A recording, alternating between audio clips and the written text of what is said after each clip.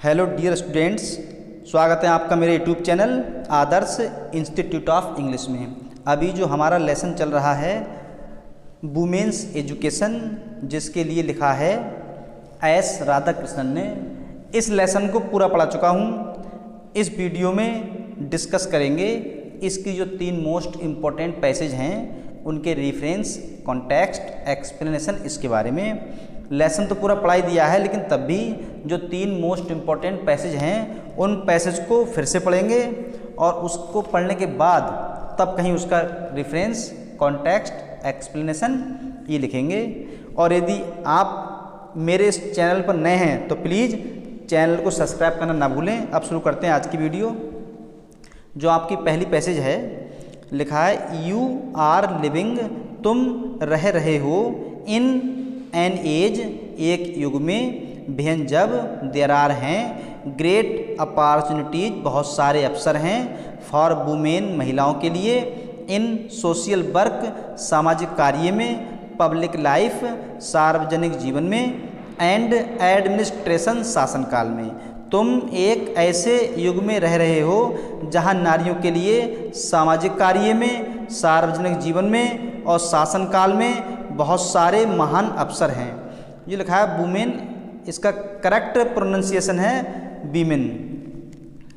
आगे है सोसाइटी, समाज के लिए, रिक्वायर्स, आवश्यकता होती है, वुमेन, नारियों की, ऑफ डिसिप्लिनेड, सिद्धांतवादी, माइंड्स, मस्तिष्क की, एंड रेस्ट्रेंड, और संयमित, मैनर्स, व्यवहार वाली। तो क्या मतलब हुआ? समाज के लिए रिक्वायर्स, आवश्यकता है, समाज को अनुशासित, मस्तिष्क वाली और संयमित व्यवहार वाली नारियों की आवश्यकता है। यह समाज के लिए अनुशासित, मस्तिष्क वाली और संयमित व्यवहार वाली नारियों की आवश्यकता होती है। व्हाट एवर, जो भी, लाइन, रेखा, ऑफ वर्क, कार्य की, यू तुम अंडरटेक, अंडरटेक होता है बीड़ा उठाना, जिम्मा उठाना, किसी काम का रिस्क लेना। तो क्या मतलब हुआ? What ever line of work you undertake, तुम जिस भी कार्य का या जिस भी कार्य, किसी भी कार्य को करने का जब बीड़ा उठाते हो, यू तुम, शुड चाहिए, ब्रिंग इट, इसे लाना चाहिए, टू एन ऑनेस्ट, ईमानदार, डिसिप्लिनेड माइंड, अनुशासित मस्तिष्क के द्वारा। मतलब तुम जो भी कार्य करने का बीड़ा उठाते हो या जिम्मा उठाते हो तो तुम्हें उस कार्य को एक ईमानदार और अनुशासित मस्तिष्क के साथ पूरा करना चाहिए।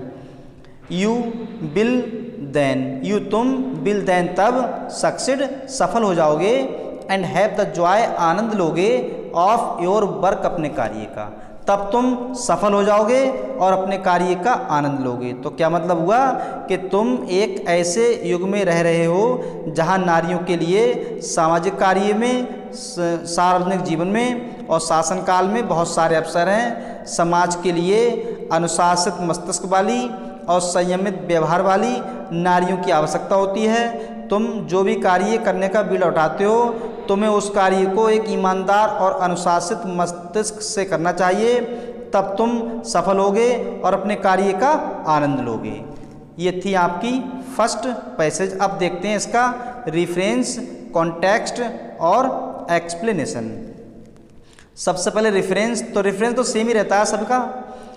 दिस पैसेज, ये पैसेज हैज़ बीन टेकन, ली गई है, फ्रॉम द लेसन, लेसन से। कौन से लेसन से ली गई है? वुमेन्स एजुकेशन, जिसके लिए लिखा है एस राधाकृष्णन ने। ये तो था इसका रेफरेंस। कॉन्टेक्स्ट क्या हो जाएगा? इन दिस पैसेज, इस पैसेज में, द राइटर सेज दैट, लेखक ये कहता है कि, ही हैज़ नोटेड, उसने ध्यान दिया है, दैट वुमेन्स एजुकेशन, की नारियों की शिक्षा, इन आवर कंट्री, हमारे देश में, इज नॉट, नहीं है, वाइड स्प्रेड, विस्तृत फैली हुई, इनफ, काफ़ी। तो इस पैसेज में लेखक ये कहता है कि लेखक ने ये नोट किया है कि उसके देश में या हमारे देश में नारियों की शिक्षा काफ़ी विस्तृत नहीं है। ही इज़ टॉकिंग, वह बात कर रहा है, अबाउट बारे में, द काइंड ऑफ एजुकेशन, उस शिक्षा के बारे में, वह उस शिक्षा के बारे में बात कर रहा है, विच इज़ रिक्वायर्ड, जिसकी आवश्यकता होती है, फॉर आवर वुमेन, हमारी नारियों के लिए, वह उस प्रकार की शिक्षा की बात कर रहा है जिस प्रकार की शिक्षा की आवश्यकता आज हमारी नारियों के लिए होती है। यह है कॉन्टेक्स्ट। अब है explanation. S Radhakrishnan is a writer of India. S Radhakrishnan is हैं अ राइटर ऑफ इंडिया, एक भारत के लेखक हैं।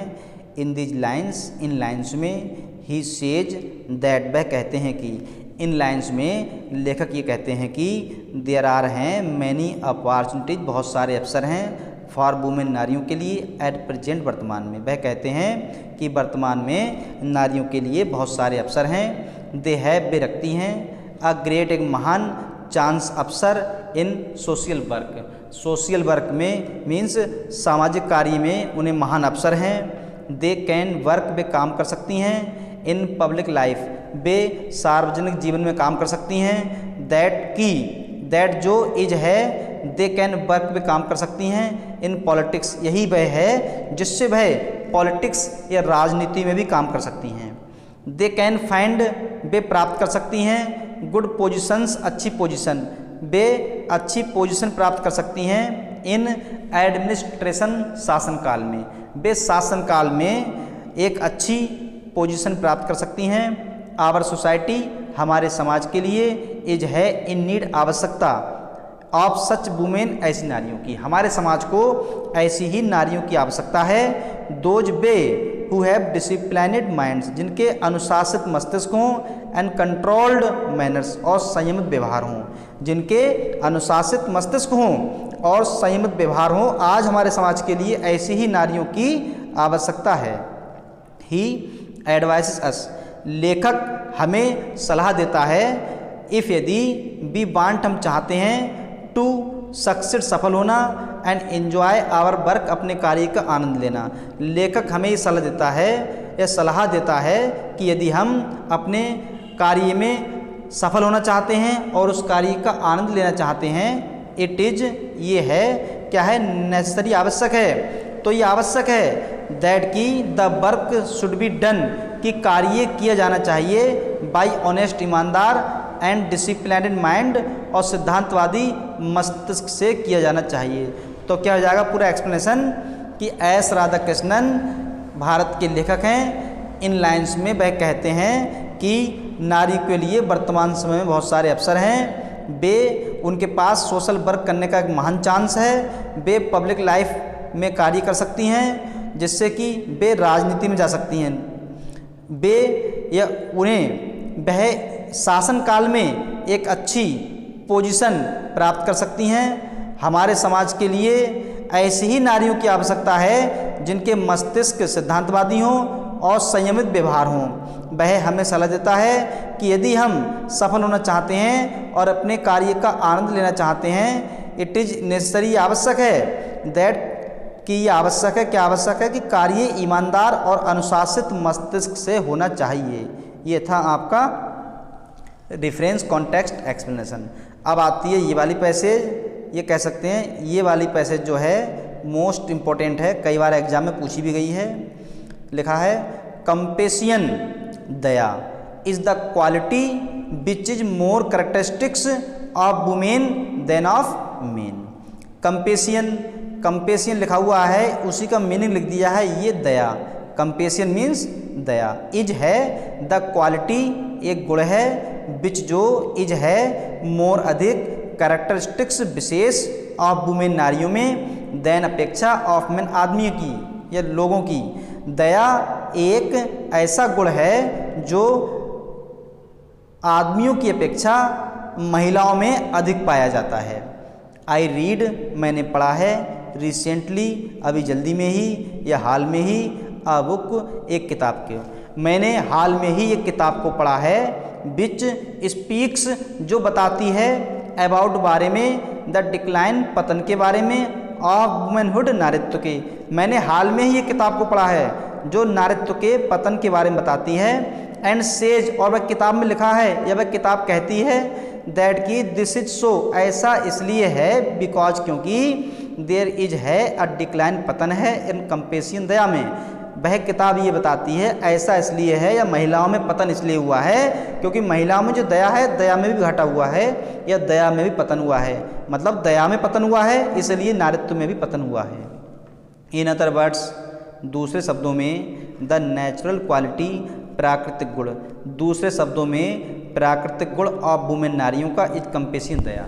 दूसरे शब्दों में हम ये कह सकते हैं कि नारियों का प्राकृतिक गुण दया है। इफ यदि यू डू नॉट हैव कंपेशियन, यदि आपके अंदर दया नहीं है, यू तुम आर हो नॉट नहीं ह्यूमन, मानव, तब तुम मानव नहीं हो।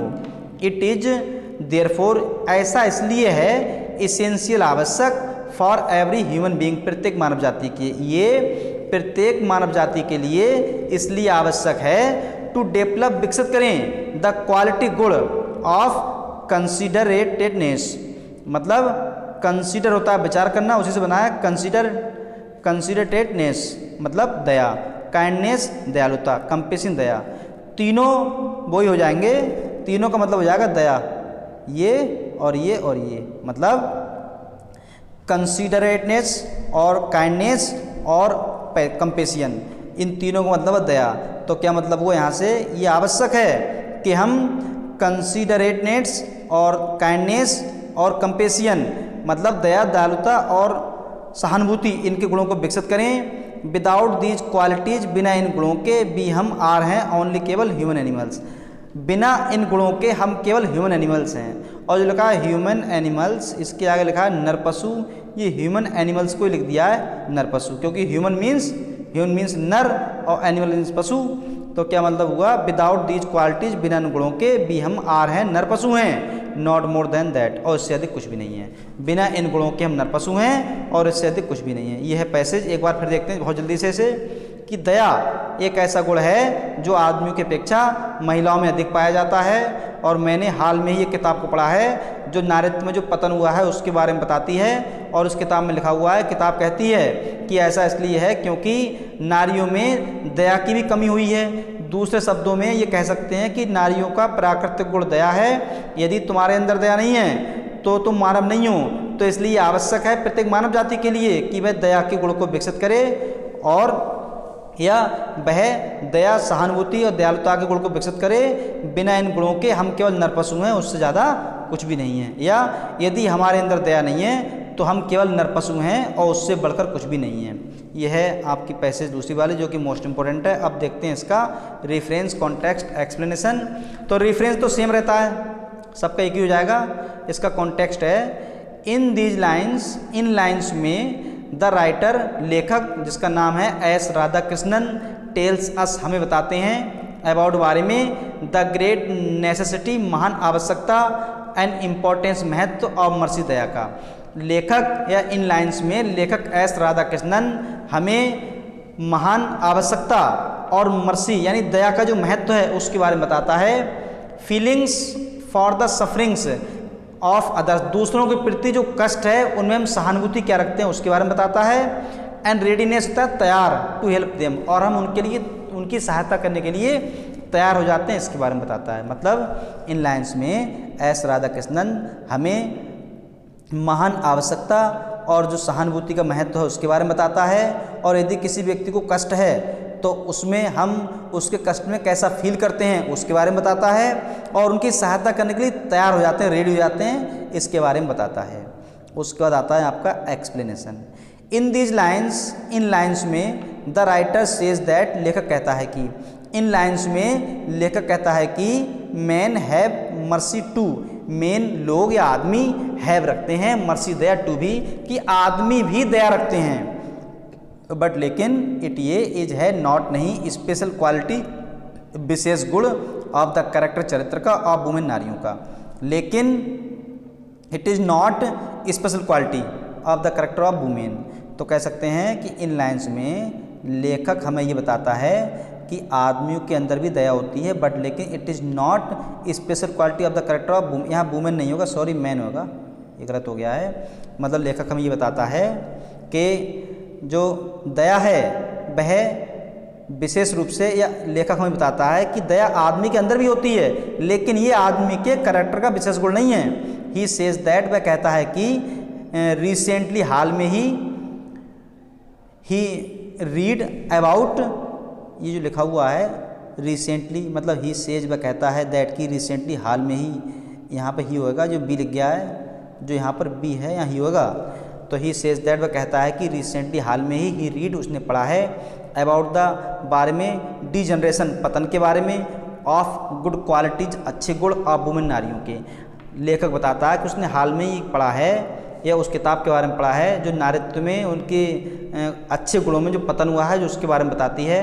इन दैट बुक, उस किताब में, इट वाज रिटन, ये लिखा हुआ है या लिखा गया था, दैट की द कैरेक्टर ऑफ वुमेन, नारियों का चरित्र, डिजनरेटेड का मतलब पतन हुआ है, कंटिन्यूसली, लगातार, उसमें ये लिखा हुआ है कि नारियों के चरित्र में लगातार पतन हुआ है, बिकॉज, क्योंकि द फीलिंग्स ऑफ पिटी, जो पिटी मीन्स दया, जो दया की फॉर अदर्स, दूसरों के प्रति दया की जो फीलिंग्स हैं, ग्रू लेस इन देम, उनके अंदर कम हो गई हैं, क्योंकि दूसरे के प्रति जो दया की फीलिंग्स, भावनाएं हैं, वो महिलाओं के अंदर थोड़ी कम हो गई हैं, इसलिए उनका पतन हुआ है। द रियल फैक्ट, वास्तविक तथ्य, इज है दैट की, वास्तविक तथ्य ये है कि that pity is the quality, pity दया, इज है दैट क्वालिटी, दया एक ऐसा गुण है, विच जो इज है इनबॉर्न, जन्मजात, इन वुमेन, नारियों में। ऐसा इसलिए है, यह रियल फैक्ट ये है कि जो दया है वो नारियों में जन्मजात होती है। दे हैव, बे रखती हैं, इट इसे बाय नेचर, प्रकृति के द्वारा, जो इट लिखा हुआ है, इट का मतलब है पिटी, बे या नारियां पिटी, दया को बाय नेचर, स्वभाव से ही रखती हैं, या स्वभाव से ही नारियों के अंदर दया होती है। द पर्सन, वह व्यक्ति, हु हैज़ नो पिटी, जिसके अंदर कोई दया नहीं होती, या वह व्यक्ति जिसके अंदर कोई दया नहीं होती, हैज़ नॉट क्वालिटीज, वह गुण नहीं रखता है, विच ह्यूमन बींग्स हैव, जो कि मानव जाति के लोग रखते हैं। ही, वह, इज है like an animal and not of man, not a man, वह एक पशु के समान है, ना कि मनुष्य के समान। तो क्या मतलब हुआ, द पर्सन, वह व्यक्ति, हु हैज़ नो पिटी, वह व्यक्ति जिसके अंदर कोई दया नहीं होती है, has not the qualities of, has not the qualities, और ना ही वह बेगुण रखता है, विच ह्यूमन बींग्स है, जो मानव जाति के पास होते हैं, ना तो उसके अंदर दया होती है और ना वह बेगुण रखता है, जो मानव जाति के पास होते हैं। तो क्या है, he is like an animal, तो वह एक पशु के समान है, एंड नॉट अ मैन, ना कि एक आदमी के समान, मतलब है मनुष्य के समान ना होकर एक पशु के समान है। देयरफॉर, इसलिए, एवरी मैन एंड वुमेन, प्रत्येक आदमी और औरत के लिए, ये प्रत्येक महिला पुरुष के लिए, शुड हैव, रखने चाहिए, more and more of sympathy, यानी प्रत्येक मनुष्य या औरत को लिए, प्रत्येक महिला या पुरुष के लिए अधिक से अधिक दया रखनी चाहिए, फॉर द अदर, दूसरों के लिए। तो कह सकते हैं इसलिए प्रत्येक महिला और पुरुष के लिए दूसरों के प्रति अधिक से अधिक दया रखनी चाहिए। दे, वे, शुड हैव, रखने चाहिए, काइंडनेस एंड पिटी, मतलब उनके अंदर दया और सहानुभूति होनी चाहिए। इफ़, यदि, बी, हम do not have this qualities, और यदि हमारे अंदर ये दया नहीं है या ये गुण नहीं है, वी आर ओनली नरपशु, हम केवल नरपशु हैं। नर कैसे, नर शरीर से, पशु दिमाग से, लिखा है animal in the form of man, जो नरपशु लिखा हुआ है, नरपशु इसी को समझा दिया है, animal in the form of man, मतलब एनिमल हैं कैसे, हम दया नहीं है तो एनिमल है कैसे, in the form of man, मतलब आदमी के रूप में हम जानवर हैं, ये बताया गया है इस एक्सप्लेनेशन में। उसके बाद आती है आपकी एक और पैसेज है, लास्ट वाली, इसे देखते हैं।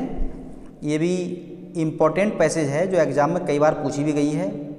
तो लिखा है, इन एंशिएंट टाइम्स, प्राचीन समय में, आवर वुमेन, हमारी नारियां, हैड, रखती थीं, द सेरेमनी, रस्म, रीति रिवाज, प्राचीन समय में हमारी नारियां रीति रिवाज रखती थीं, ऑफ, उपनयन, उपनयन के, परफॉर्म किए जाते थे, फॉर देम, उनके लिए। तो क्या मतलब हुआ, प्राचीन समय में हमारी नारियां उपनयन के रस्म रखती थीं और वे उन्हीं के लिए परफॉर्म किए जाते थे, मतलब उन्हीं महिलाओं के लिए वो परफॉर्म किए जाते थे।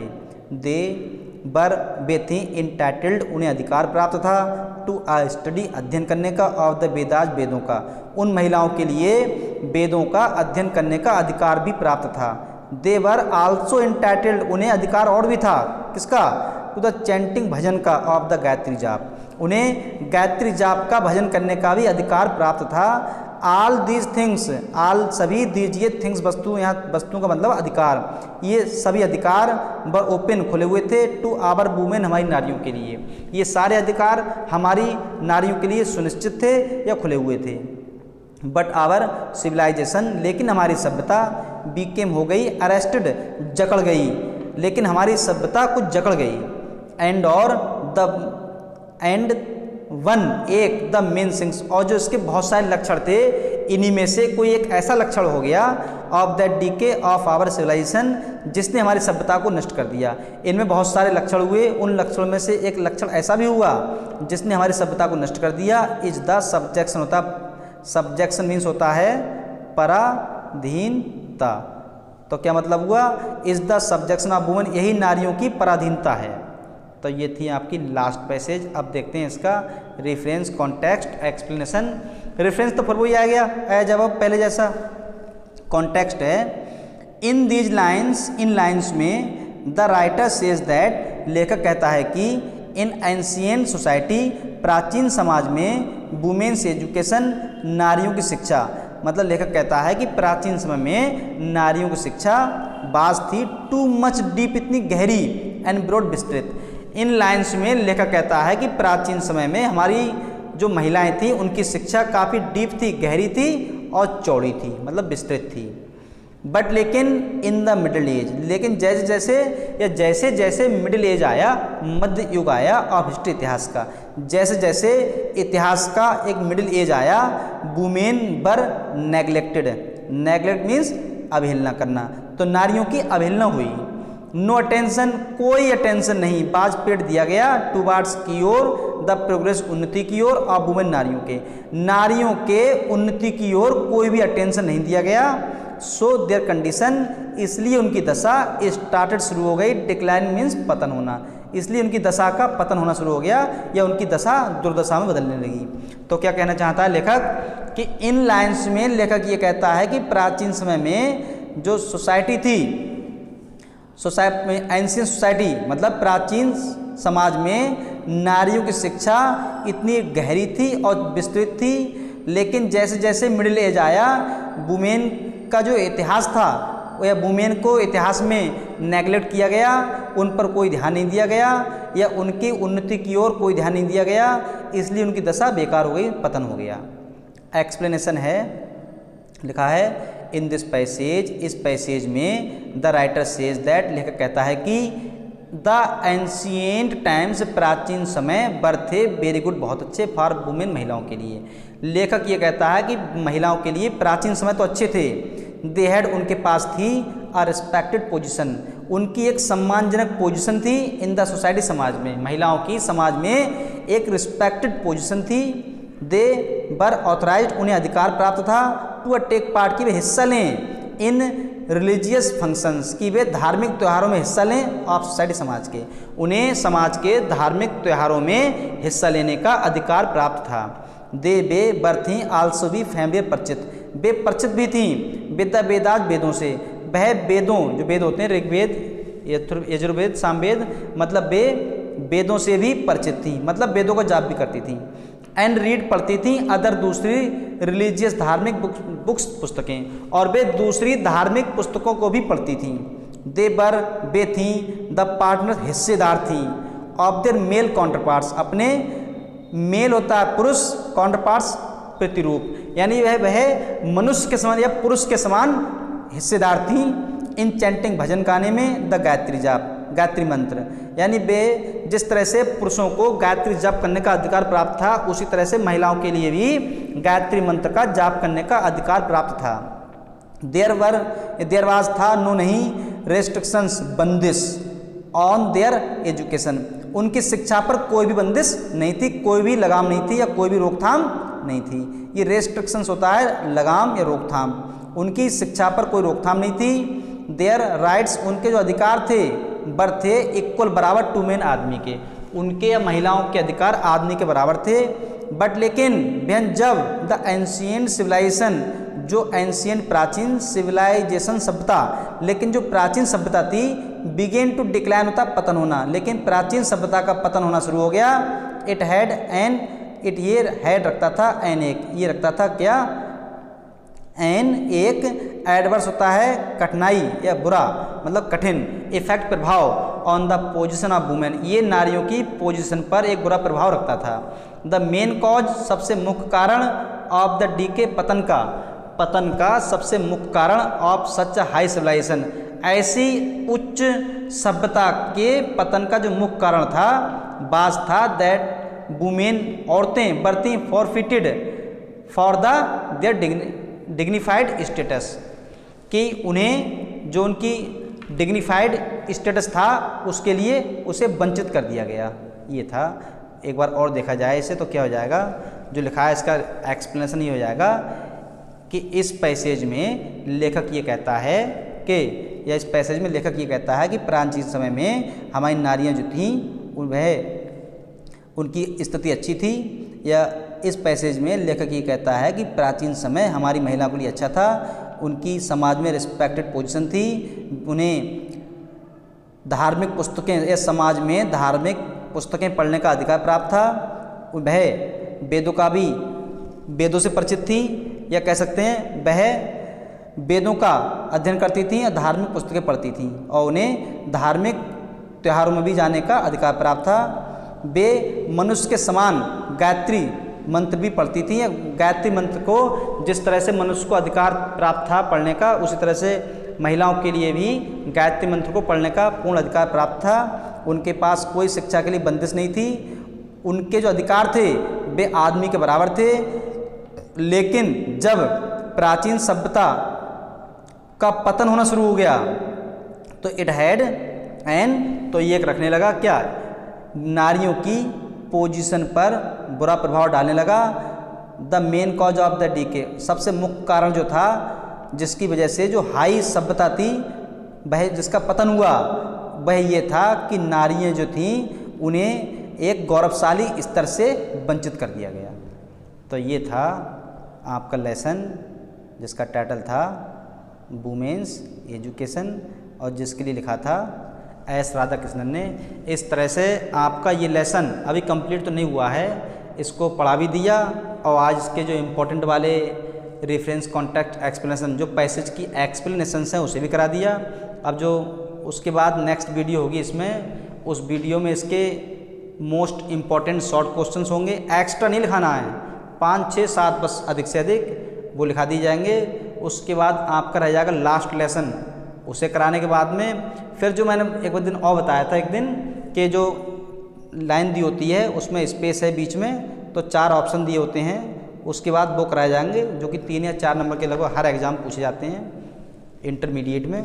आज की वीडियो में बस इतना ही। Thanks for watching.